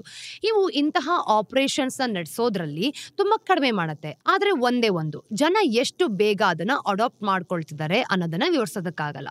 ನಿಜವಾದ ಕಾರಣ ಇರೋದು ನಾವು ಇದನ್ನ ಹೇಗೆ ಶಾಪ್ ಮಾಡ್ತೀವಿ ಅನ್ನೋದ್ರ ಮೇಲೆ. ಅಮೆರಿಕ ಅಂತಹ ದೇಶಗಳಲ್ಲಿ ಜನ ಅಂದ್ರೆ ಈ ಒಂದು ಡೈಲಿ ಯೂಸ್ ಮಾಡುವಂತಹ ವಸ್ತುಗಳು ಏನಿರುತ್ತೆ ಅಲ್ವಾ, ಅದನ್ನ ದೊಡ್ಡ ಪ್ರಮಾಣದಲ್ಲಿ ಕೊಳ್ತಾರೆ. ಇನ್ನು ವಾರಗಟ್ಲೆ ಸಾಕಾಗೋ ಹಾಗೆ ದೊಡ್ಡದಾಗಿ ಸೂಪರ್ ಮಾರ್ಕೆಟ್ ಅಲ್ಲೇ ಎಲ್ಲಾನು ಶಾಪಿಂಗ್ ಮಾಡ್ತಾರೆ. ಓಡಾಟವನ್ನ ಯೋಚನೆ ಮಾಡ್ಕೊಳ್ಳಿ. ಆದ್ರೆ ಭಾರತದಲ್ಲಿ ಹೆಚ್ಚಿನ ಜನ ಹೆಚ್ಚಾಗಿ ಪದೇ ಪದೇ ಸಣ್ಣ ಸಣ್ಣ ಪ್ರಮಾಣದಲ್ಲಿ ಶಾಪ್ ಮಾಡ್ತಾರೆ. ಹಾಲು ಅಥವಾ ಈರುಳ್ಳಿ ಖಾಲಿ ಆಗಿದೆ ಅಂತ ನಿಮಗೆ ಗೊತ್ತಾದ್ರೆ ಏನ್ ಮಾಡ್ತೀರಿ? ಇಮಿಡಿಯೇಟ್ ಆಗಿ ಬುಕ್ ಮಾಡ್ತೀರಿ, ಇಮಿಡಿಯೇಟ್ ಆಗಿ ತಗೊಳ್ತೀರಿ. ಅದನ್ನ 1 ಗಂಟೆಲೂ ಕೂಡ ನಾವು ತಗೊಂಡ್ ಬಂದ್ ಕೊಡ್ಬೋದು. ಆದ್ರೆ ಬೇರೆ ದೇಶದಲ್ಲಿ ಇದು ಈ ರೀತಿ ಆಗಲ್ಲ. ನಮಗೆ ಏನ್ ಬೇಕು, ಯಾವಾಗ ಬೇಕು, ಎಷ್ಟು ಬೇಕು, ಈ ಅಭ್ಯಾಸ ಕ್ವಿಕ್ ಕಾಮರ್ಸ್ ಮಾಡೆಲ್ಸ್ ಗಳಿಗೆ ಸುಂದರವಾಗಿ ಹೊಂದ್ಕೊಳ್ಳುತ್ತೆ ನೋಡಿ. ಒಮ್ಮೆ ಜನರಿಗೆ ಬ್ರೆಡ್ ಬೇಕಾ, ಹಾಲ್ ಬೇಕಾ ಅಥವಾ ತರಕಾರಿಗಳ ಒಂದು ಬೇಸಿಕ್ಸ್ಗೆ ನೆಸೆಸಿಟಿ ಇದೆ ಅಂತ ಅನ್ಕೊಳ್ಳೋಣ. ಈ ಪ್ಲಾಟ್ಫಾರ್ಮ್ಸ್ ತಮ್ಮ ಒಂದು ಪ್ರಾಡಕ್ಟ್ ರೇಂಜ್ ನ ಎಕ್ಸ್ಪ್ಯಾಂಡ್ ಮಾಡೋದಕ್ಕೆ ಇಲ್ಲಿಂದಾನೇ ಶುರು ಮಾಡ್ಕೊಂಡಿದ್ದು. ಇವತ್ತು ನೀವು ಒಂದು ಪ್ಯಾಕೆಟ್ ಚಿಪ್ಸ್ ನಿಂದ ಹಿಡಿದು ಫುಲ್ ಸೈಜ್ ಏರ್ ಕಂಡೀಷನರ್ ತನಕ ಏನನ್ನಾದ್ರೂ ಕೂಡ ಇಲ್ಲಿ ಆರ್ಡರ್ ಮಾಡಬಹುದು. ಆದ್ರೆ ಇದೆಲ್ಲವೂ ಕೂಡ ನಿಖರವಾಗಿ ಅಷ್ಟು ವೇಗವಾಗಿ ಹೇಗೆ ಕೆಲಸ ಮಾಡುತ್ತೆ? ಕ್ವಿಕ್ ಕಾಮರ್ಸ್ ನ ನೋಡಿದಾಗ ಇದರ ಇಂಜಿನ್ ಅಂದ್ರೆ ಡಾರ್ಕ್ ಸ್ಟೋರ್ ಅಂತ ಕರೆಯೋದು. ಇವು ರೆಸಿಡೆನ್ಷಿಯಲ್ ಏರಿಯಾಸ್ ಒಳಗಡೆ ಅಥವಾ ಹತ್ರ ಅಡಕೊಂಡಿರೋ ಒಂದು ಸಣ್ಣ ವೇರ್ ಹೌಸಸ್ ಅಂತ ಗೊತ್ತಾಗತ್ತೆ. ಇವೇನು ನೀವು ಒಳಗಡೆ ಹೋಗಿ ಕೊಳ್ಳಬಹುದಾದ ಅಂಗಡಿಗಳಲ್ಲ, ಬದಲಿಗೆ ಅವನ್ನ ಪೂರ್ತಿಯಾಗಿ ಆನ್ಲೈನ್ ಆರ್ಡರ್ಸ್ ಪ್ಯಾಕ್ ಮಾಡಿ ಡಿಸ್ಪ್ಯಾಚ್ ಮಾಡಬೇಕಂತಾನೆ ನಿರ್ಮಿಸಲಾಗಿದೆ. ಪ್ರತಿಯೊಂದು ಡಾರ್ಕ್ ಸ್ಟೋರ್ ಸಾಮಾನ್ಯವಾಗಿ ಅಂದ್ರೆ ಸುಮಾರು 2,500ರಿಂದ 4,000 ಸ್ಕ್ವೇರ್ ಫೀಟ್ ನಷ್ಟು ಜಾಗವನ್ನ ಹೊಂದಿರುತ್ತೆ. ಮತ್ತೆ 1.5 ಇಂದ 2 ಕಿಲೋಮೀಟರ್ಸ್ ರೇಡಿಯಸ್ ನೊಳಗಡೆನೆ ಇದಿರೋದು. ಅಂದ್ರೆ ಕಸ್ಟಮರ್ ಸೇವೆನ ಬೇಗ ಈಸಿಯಾಗಿ ಕೊಡಬೇಕು, ಅಷ್ಟು ಹತ್ರ ಇರುತ್ತೆ. ಅದೇ ಡೆಲಿವರಿ ಡಿಸ್ಟೆನ್ಸಸ್ ಅಂತ ಹೇಳ್ಬೋದು. ಮತ್ತೆ ಟೈಮ್ಸ್ ಅಲ್ಲಿ ನೀವು ನೋಡಿದಾಗ ತುಂಬಾ ಕಡಿಮೆ ಆಗಿರೋದು. ನೀವು ಕ್ವಿಕ್ ಕಾಮರ್ಸ್ ಆಪ್ ನಲ್ಲಿ ನೋಡಿ, ಅಂದ್ರೆ ಆರ್ಡರ್ ಪ್ಲೇಸ್ ಮಾಡಿದ ತಕ್ಷಣ ಆ ಆರ್ಡರ್ ಪಿಕ್ಕರ್ ಅಂತ ಕರೆಯಲ್ಪಡೋ ಒಂದು ವರ್ಕರ್ ಹಿಡಿದಿರೋ ಡಿವೈಸಸ್ ಮೇಲೆ ಕಾಣಿಸ್ಕೊಳ್ಳುತ್ತೆ. ಆ ಡಿವೈಸ್ ನೀವು ಆರ್ಡರ್ ಮಾಡಿದ ನಿಖರವಾದ ಐಟಮ್ಸ್ ಗಳನ್ನ ಕಲೆಕ್ಟ್ ಮಾಡೋದಕ್ಕೆ ವೇರ್ ಹೌಸ್ ಮೂಲಕ ಅತಿ ವೇಗವಾದ ದಾರಿಯನ್ನ ತೋರಿಸೋ ಒಂದು ಮ್ಯಾಪ್ ಕೂಡ ತೋರಿಸುತ್ತೆ. ಸ್ಟೋರ್ಸ್ನ ಸ್ಪೀಡ್ಗೋಸ್ಕರನೇ ಇದೆಲ್ಲನೂ ಕೂಡ ಡಿಸೈನ್ ಮಾಡಿರೋದು. ಇನ್ನು ಕಿರಿದಾದ ಸಾಲುಗಳು ಮತ್ತೆ ಹಾಲು ಅಥವಾ ಬ್ರೆಡ್ ತರದ ಹೆಚ್ಚು ಆರ್ಡರ್ ಆಗೋ ಐಟಮ್ಸ್ಗಳನ್ನ ಏನ್ ಮಾಡುತ್ತೆ, ಪ್ಯಾಕಿಂಗ್ ಏರಿಯಾ ಹತ್ರನೇ ಇಟ್ಕೊಳ್ಳುತ್ತೆ, ಅಂದ್ರೆ ಒಂದು ಸ್ಮಾರ್ಟ್ ಲೇಔಟ್ನೊಂದಿಗೆ. ಇನ್ನು ಪಿಕ್ಕರ್ಸ್ ಏನ್ ಮಾಡುತ್ತೆ, ಸಾಮಾನ್ಯವಾಗಿ ನಿಮ್ಮ ಆರ್ಡರ್ ಕಲೆಕ್ಷನ್ಸ್ನ ಕೇವಲ 60 ರಿಂದ 90 ಸೆಕೆಂಡ್ಸ್ಗಳಲ್ಲೇ ಕಂಪ್ಲೀಟ್ ಮಾಡ್ತಾರೆ. ಐಟಮ್ಸ್ ಪಿಕ್ ಆದ್ಮೇಲೆ ಅವನ್ನ ಪ್ಯಾಕಿಂಗ್ ಮಾಡೋದ್ರ ಜೊತೆಗೆ ಟೇಬಲ್ಗಳಿಗೆ ಕಳ್ಸಲಾಗತ್ತೆ. ಅಲ್ಲಿ ಯಾರೋ ಒಬ್ರು ಅವನ್ನ ಬೇಗನೆ ಬ್ಯಾಗ್ ನಲ್ಲಿ ಸೀಲ್ ಮಾಡ್ಕೊಂಡು ಸ್ಟೇಜಿಂಗ್ ಝೋನ್ ನಲ್ಲಿ ರೆಡಿ ಆಗಿರ್ತಾರೆ. ಈ ಪಾಯಿಂಟ್ ಅಲ್ಲಿ ನೀವು ಆರ್ಡರ್ಗೆ ಈಗಾಗಲೇ ಅಸೈನ್ಡ್ ಆಗಿರೋ ಡೆಲಿವರಿ ರೈಡರ್ ಅಂತ ಹತ್ರದಲ್ಲೇ ಇವರು ಕೂಡ ಕಾಯ್ತಿರ್ತಾರೆ. ಅಂದ್ರೆ ಸರಿಯಾದ ಸಮಯಕ್ಕೆ ಅದನ್ನ ಪಿಕಪ್ ಮಾಡ್ಕೊಂಡು ಮತ್ತೆ ಕಸ್ಟಮರ್ಗೆ ಅದನ್ನ ಕೊಡ್ತಾರೆ ಅಂತ. ಪೂರ್ತಿ ಆಪರೇಷನ್ ಎಷ್ಟು ಫಾಸ್ಟ್ ಆಗಿ ನಡೆಯುತ್ತೆ ಅಂತಂದ್ರೆ, ನೀವು ಆರ್ಡರ್ನ ಪ್ರೆಸ್ ಮಾಡಿದ ತಕ್ಷಣದಿಂದ ಹಿಡಿದು ರೈಡರ್ ಹೊರಗಡೆ ಹೋಗಿ ಅದನ್ನ ಸಾಮಾನ್ಯವಾಗಿ ನೀವು ನೋಡಿದ್ರು 3 ರಿಂದ 4 ನಿಮಿಷದೊಳಗಡೆ ಮುಗಿಸ್ಬಿಡ್ತಾರೆ. ಅಂದ್ರೆ 10 ನಿಮಿಷ ಪ್ರಾಮಿಸ್ ಸಾಧ್ಯವಾಗೋದು ಹೀಗೇನೆ. ಆದ್ರೆ ಈ ಡಾರ್ಕ್ ಸ್ಟೋರ್ಸ್ ಹೇಗೆ ಸ್ಟಾಕ್ಡ್ ಆಗಿರುತ್ತೆ ನೋಡಿ. ಈ ಸ್ಟೋರ್ಸ್ ಒಳಗಡೆ ನೀವು ನೋಡಿದಾಗ ಪ್ರಾಡಕ್ಟ್ಸ್ ಮದರ್ ವೇರ್ ಹೌಸಸ್ ಅಂತ ಕರೆಯೋ ಇನ್ನು ದೊಡ್ಡ ವೇರ್ ಹೌಸಸ್ ಗಳಿಂದಾನೇ ಬರೋದು. ಈ ವೇರ್ ಹೌಸಸ್ ಒಂದು ರೀಜನ್ ನ ಅಂದ್ರೆ ಒಂದು ಏರಿಯಾದ ಎಲ್ಲಾ ಡಾರ್ಕ್ ಸ್ಟೋರ್ಸ್ ಗಳಿಗೆ ಸ್ಟಾಕ್ ಅನ್ನ ಸಪ್ಲೈ ಮಾಡುತ್ತೆ. ಮತ್ತೆ ರೀಸ್ಟಾಕಿಂಗ್ ಅನ್ನ ನೀವು ನೋಡಿದಾಗ ವಾರಕ್ಕೊಮ್ಮೆ ಆಗುವಂತಹ ವಿಷಯನೇ ಅಲ್ಲ, ಅದು ದಿನಕ್ಕೆ 2-3 ಸಲ ನಡೆಯೋದು. ಈ ಒಂದು ರಿಪ್ಲೇಸ್ಮೆಂಟ್ ಶೆಡ್ಯೂಲ್ಸ್ ನೀವು ನೋಡಿದಾಗ ರಿಯಲ್ ಟೈಮ್ ಡೇಟಾ ಮೇಲೆ ಬೇಸ್ಡ್ ಆಗಿರುತ್ತೆ. ಅಂದ್ರೆ ಆಪ್ಸ್ ಏನ್ ಆರ್ಡರ್ ಆಗ್ತಿದೆ, ಯಾವ ಒಂದು ಐಟಮ್ಸ್ ನ ಕಡಿಮೆ ಮಾಡ್ಕೊಂಡಿದೆ, ಮತ್ತೆ ಮುಂದೆ ಏನನ್ನ ಕಳಿಸ್ಬೇಕು ಅಂತ ನಿರಂತರವಾಗಿ ಮಾನಿಟರ್ ಮಾಡ್ತಾನೆ ಇರುತ್ತೆ. ಇನ್ನು ಕೆಲವು ಸಿಸ್ಟಮ್ಸ್ ಗಳನ್ನ ನೀವು ನೋಡಿದಾಗ ಒಂದು ಪ್ರಾಡಕ್ಟ್ ಖಾಲಿ ಆಗೋದಕ್ಕೆ ಬಂತು ಅಂತ ಅನ್ಕೊಳ್ಳಿ, ವೇರ್ ಹೌಸ್ ಮ್ಯಾನೇಜರ್ಸ್ಗೆ ಆಟೋಮೆಟಿಕ್ ಆಗಿ ಅಲರ್ಟ್ ಮಾಡೋ ಹಾಗೆ ಒಂದು ಸೆಟಪ್ ಕೂಡ ಇರುತ್ತೆ. ಅಂದ್ರೆ ಈ ಐಟಮ್ಸ್ ಎಲ್ಲ ಖಾಲಿ ಆಗಿದೆ, ಬೇಗನೆ ತುಂಬಿಸಿ ಅಂತ. ಪ್ರತಿಯೊಂದು ಡಾರ್ಕ್ ಸ್ಟೋರ್ ನಲ್ಲೂ ಏನ್ ಸ್ಟಾಕ್ ಮಾಡಬೇಕು ಅನ್ನೋ ಒಂದು ಚಾಯ್ಸ್ ಕೂಡ ರ್ಯಾಂಡಮ್ ಅಲ್ಲ, ಅದು ಒಂದು ಡೀಟೇಲ್ಡ್ ಡೇಟಾ ಅನಾಲಿಸಿಸ್ ಮೇಲೆ ಬೇಸ್ಡ್ ಆಗಿರುತ್ತೆ. ಆ ಒಂದು ನೇಬರ್ಹುಡ್ ಅಂದ್ರೆ ಅಕ್ಕಪಕ್ಕ ಇರೋ ಜನರು ಕೂಡ ಏನ್ ಕೊಳ್ತಾರೆ, ಎಷ್ಟು ಸಲ ಕೊಳ್ತಾರೆ, ಯಾವುದು ವೇಗವಾಗಿ ಮಾರಾಟ ಆಗುತ್ತೆ, ಯಾವುದಕ್ಕೆ ಹೈಯರ್ ಮಾರ್ಜಿನ್ಸ್ ಇದೆ, ಯಾವುದು ಸೀಸನಲ್, ಹೀಗೆ ಪ್ರತಿಯೊಂದು ವಿಷಯನೂ ಕೂಡ ಗೊತ್ತಿರುತ್ತೆ. ಇನ್ನು ಡೇರಿ, ಸ್ನ್ಯಾಕ್ಸ್ ಮತ್ತೆ ಫ್ರೂಟ್ಸ್ ಮತ್ತೆ ಬೇಸಿಕ್ ಹೌಸ್ ಹೋಲ್ಡ್ ಸಪ್ಲೈಸ್ ಎಲ್ಲ ತರದ ಕಾಮನ್ ಐಟಮ್ಸ್ ಸಾಮಾನ್ಯವಾಗಿ ಈ ಒಂದು ಇನ್ವೆಂಟ್ರಿಯ ಕೋರ್ ಆಗಿರುತ್ತೆ. ಆದ್ರೆ ಕಾಲಕ್ರಮೇಣ ಕಂಪನಿಗಳು ಹೈ ಮಾರ್ಜಿನ್ಸ್ ಐಟಮ್ಸ್ ಕೂಡ ಸ್ಟಾಕ್ ಮಾಡೋದಕ್ಕೆ ಶುರು ಮಾಡ್ಕೊಂಡಿದೆ. ಅಂದ್ರೆ ಗ್ರೂಮಿಂಗ್ ಪ್ರಾಡಕ್ಟ್ಸ್ ಅಂತ ತಗೊಳ್ಳಿ ಅಥವಾ ಒಂದು ಪ್ಯಾಕೇಜ್ಡ್ ಫುಡ್ಸ್ ತರ, ಅಂದ್ರೆ ಯಾವ ಆರ್ಡರ್ಸ್ ನ ಪ್ರಾಫಿಟಬಿಲಿಟಿ ಇಂಪ್ರೂವ್ ಮಾಡಬಹುದು ಅನ್ನೋದು ಈ ಕಂಪನಿಗಳಿಗೆ ಗೊತ್ತಿರುತ್ತೆ. ಈಗ ಇಲ್ಲೇ ಬ್ಲಿಂಕಿಟ್ ಬಗ್ಗೆ ಬಂದಿರೋ ಇತ್ತೀಚಿನ ಸುದ್ದಿ ತುಂಬಾ ಇಂಟ್ರೆಸ್ಟಿಂಗ್ ಆಗಿರೋದು. ಇಲ್ಲಿವರೆಗೆ ಹೆಚ್ಚಿನ ಕ್ವಿಕ್ ಕಾಮರ್ಸ್ ಪ್ಲಾಟ್ಫಾರ್ಮ್ಸ್ ಗಳನ್ನ ನೀವು ನೋಡಿ, ಅಂದ್ರೆ ಮಾರ್ಕೆಟ್ ಪ್ಲೇಸ್ ಮಾಡೆಲ್ ಅಂತ ಕರೆಯೋದನ್ನ ಫಾಲೋ ಮಾಡ್ತಿದ್ರು. ಅಂದ್ರೆ ಅವರು ತಮ್ಮ ಒಂದು ಡಾರ್ಕ್ ಸ್ಟೋರ್ ಅಲ್ಲಿರೋ ಇನ್ವೆಂಟ್ರಿಯನ್ನ ಸ್ವಂತದಾಗಿ ಮಾಡ್ಕೊಂಡಿರ್ತಿರ್ಲಿಲ್ಲ, ಥರ್ಡ್ ಪಾರ್ಟಿ ವೆಂಡರ್ಸ್ ಮಾಡ್ತಿದ್ರು. ಈಗ ಬ್ಲಿಂಕಿಟ್ ಮತ್ತು ಇತರರು ಅಂದ್ರೆ ಬೇರೆ ಯಾರೆಲ್ಲ ಪ್ಲಾಟ್ಫಾರ್ಮ್ಸ್ ಗಳಲ್ಲಿ ಕೆಲಸ ಮಾಡ್ತಿದ್ರು ಗೊತ್ತಾ, ಅವ್ರು ಏನ್ ಮಾಡ್ತಿದ್ರು, ಈ ಬಳಕೆದಾರರುಗಳು ಯಾರೆಲ್ಲ ಇರ್ತಾರೆ ಅವರು ಈ ಡಾರ್ಕ್ ಸ್ಟೋರ್ಸ್ಗೆ ಕನೆಕ್ಟ್ ಮಾಡ್ಕೊಂಡು ಟೆಕ್ ಮ್ಯಾನೇಜ್ ಮಾಡಿ ಲಾಜಿಸ್ಟಿಕ್ಸ್ ಅನ್ನ ಒದಗಿಸ್ಕೊಂಡು ಪ್ರತಿಯೊಂದು ಆರ್ಡರ್ ಇಂದನೂ ಕೂಡ ಒಂದನ್ನ ಫಾಲೋ ಮಾಡ್ಕೊಳ್ತಾ ಬರ್ತಿದ್ರು. ಅಂದ್ರೆ ಅದಕ್ಕೆ ಅವ್ರಿಗೆ ಪಾಲ್ ತಗೊಳ್ತಾ ಇದ್ರು ಅಂತ. ಡಾರ್ಕ್ ಸ್ಟೋರ್ ನಡೆಸ್ತಿದ್ದ ಈ ಒಂದು ವೆಂಡರ್ಸ್ ನ ನೀವು ನೋಡಿದಾಗ ಏನನ್ನ ಸ್ಟಾಕ್ ಇಡಬೇಕು, ಅದನ್ನ ಹೇಗ್ ನಡೆಸಬೇಕು, ಮತ್ತೆ ಪೂರೈಕೆಗಳು ಏನೆಲ್ಲ ಇರುತ್ತೆ ಗೊತ್ತಾ, ಅದನ್ನ ಹೇಗೆ ಮ್ಯಾನೇಜ್ ಮಾಡಬೇಕು ಅನ್ನೋದಕ್ಕೆ ಇವರೇ ಜವಾಬ್ದಾರಿ ಆಗಿರ್ತಿದ್ದು. ಆದ್ರೆ ಬ್ಲಿಂಕಿಟ್ ಈಗ ಈ ಮಾಡೆಲ್ ನ ಫ್ಲಿಪ್ ಮಾಡೋದಕ್ಕೆ ಡಿಸೈಡ್ ಮಾಡಿದೆ. ಸೆಪ್ಟೆಂಬರ್ ನಿಂದ ಅದು ಇನ್ವೆಂಟ್ರಿ ಲೆಡ್ ಸ್ಟ್ರಕ್ಚರ್ ಗೆ ಮೂವ್ ಆಗ್ತಾ ಇದೆ. ಅಂದ್ರೆ ಬ್ಲಿಂಕಿಟ್ ತಾನೇ ಡಾರ್ಕ್ ಸ್ಟೋರ್ಸ್ ಅಲ್ಲಿ ಸ್ಟೋರ್ ಮಾಡಿರೋ ಈ ಒಂದು ಗೂಡ್ಸ್ ಅನ್ನ ಸ್ವಂತದಾಗಿ ಮಾಡ್ಕೊಂಡು ಕಂಟ್ರೋಲ್ ಮಾಡುತ್ತೆ ಅಂತ. ಏನ್ ಕೊಳ್ಳಬೇಕು, ಎಷ್ಟು ಸ್ಟಾಕ್ ಆಗಿಡ್ಬೇಕು, ಮತ್ತೆ ಅದನ್ನ ಹೇಗೆ ಡಿಸ್ಟ್ರಿಬ್ಯೂಟ್ ಮಾಡಬೇಕು ಅನ್ನೋ ನಿರ್ಧಾರಗಳನ್ನ ಅದೇ ತೆಗೆದುಕೊಳ್ಳುತ್ತೆ. ಮೊದಲ ನೋಟಕ್ಕೆ ನಾವು ನೋಡಿದಾಗ ಇದೊಂದು ದೊಡ್ಡ ಅಂದ್ರೆ ವೆಚ್ಚ, ಜಾಸ್ತಿ ಖರ್ಚಾಗತ್ತೆ, ಅದರ ಹೊರೆ ಅಂತ ಅನ್ಸ್ಬೋದು. ಯಾಕೆ ಅಂತಂದ್ರೆ ಇನ್ವೆಂಟ್ರಿನ ಸ್ವಂತದಾಗಿ ಮಾಡ್ಕೊಳ್ಳೋದು ಅಂತಂದ್ರೆ ನಿಮ್ಮ ಸ್ವಂತ ಹಣವನ್ನ ಅಪ್ಫ್ರಂಟ್ ಆಗಿ ಹಾಕೋದು. ಬಿಸ್ನೆಸ್ ಟರ್ಮ್ಸ್ ಅಲ್ಲಿ ಇದನ್ನ ವರ್ಕಿಂಗ್ ಕ್ಯಾಪಿಟಲ್ ನ ಕಟ್ ಹಾಕೋದು ಅಂತ ಕರೆಯಲಾಗತ್ತೆ. ಆ ಒಂದು ಗೂಡ್ಸ್ ಮಾರಾಟ ಆಗೋವರೆಗೂ ಕೂಡ ಹಣ ಲಾಕ್ಡ್ ಆಗಿರುತ್ತೆ. ಆದ್ರೆ ಬ್ಲಿಂಕಿಟ್ ತನ್ನ ಒಂದು Q4 FY25 ರ ಒಂದು ಲೆಟರ್ ಟು ಶೇರ್ ಹೋಲ್ಡರ್ಸ್ ನೋಡಿದಾಗ ಒಂದು ಆಶ್ಚರ್ಯ ಪಡುವಂತಹ ವಿಷಯವನ್ನ ಹೇಳಿದೆ. ಈ ವರ್ಷ ಇನ್ವೆಂಟ್ರಿಗಾಗಿ ಅವರು ಖರ್ಚು ಮಾಡೋದಕ್ಕೆ ಅಂದ್ರೆ ಎಕ್ಸ್ಪೆಕ್ಟ್ ಮಾಡ್ತಿರೋ ಒಟ್ಟು ಕ್ಯಾಪಿಟಲ್ 1000 ಕ್ರೋರ್ಸ್ಗಿಂತ ಕಡಿಮೆ ಅಂತ. ಇದು ನಿಜವಾಗ್ಲೂ ಕೂಡ ಹೆಚ್ಚಿನ ಜನ ಊಹಿಸೋದಕ್ಕಿಂತ ತುಂಬಾನೇ ಕಡಿಮೆ. ಯಾಕೆ ಗೊತ್ತಾ, ಕ್ವಿಕ್ ಕಾಮರ್ಸ್ ಟ್ರೆಡಿಷನಲ್ ರಿಟೇಲ್ ತರ ಕೆಲಸ ಮಾಡೋದೇ ಇಲ್ಲ. ಸಾಮಾನ್ಯವಾಗಿ ಅಂಗಡಿಗಳಲ್ಲೇ ನೋಡಿ, ನೀವು ವಸ್ತುಗಳನ್ನ ಪರ್ಚೇಸ್ ಮಾಡಬೇಕಾದ್ರೆ ಅಂದ್ರೆ ದಿನಗಳಿಗಿಂತ ಮುಂಚೆನೆ ಅಥವಾ ವಾರಗಟ್ಲೆ ಶೆಲ್ಫ್ಸ್ ಗಳ ಮೇಲೆ ಇರಬಹುದು. ಆದ್ರೆ ಅವನ್ನ ಕೊಳ್ಳೋದಕ್ಕೆ ಬಳಸಿದ ಈ ಒಂದು ಕ್ಯಾಶ್ ನ ನೀವು ನೋಡಿದಾಗ ಸ್ಟಕ್ ಆಗಿ ಅಲ್ಲೇ ಉಳಿಯತ್ತೆ. ಆದ್ರೆ ಕ್ವಿಕ್ ಕಾಮರ್ಸ್ ಅಲ್ಲಿ ವಸ್ತುಗಳು ವೇಗವಾಗಿ ಮೂವ್ ಆಗತ್ತೆ. ಇನ್ನು ಇನ್ವೆಂಟ್ರಿ ಬೇಗನೆ ಕೂಡ ಖಾಲಿ ಆಗ್ಬೋದು, ಮತ್ತೆ ತುಂಬಿಕೊಳ್ಳತ್ತೆ ಕೂಡ.